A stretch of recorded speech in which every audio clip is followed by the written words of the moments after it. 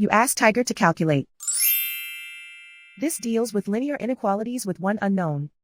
The final result is p equal or smaller than -2. Let's solve it step by step. Swap sides.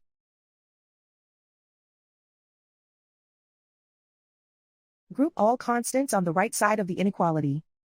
Subtract 9 from both sides.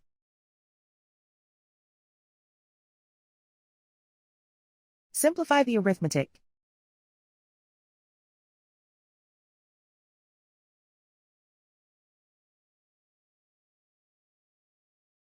Isolate the p. Divide both sides by 2.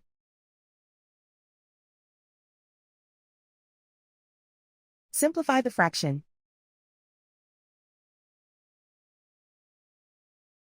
Find the greatest common factor of the numerator and denominator.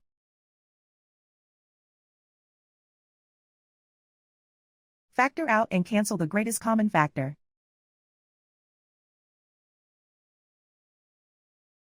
Plot the solution on a coordinate grid. And so the final result is p equal or smaller than -2.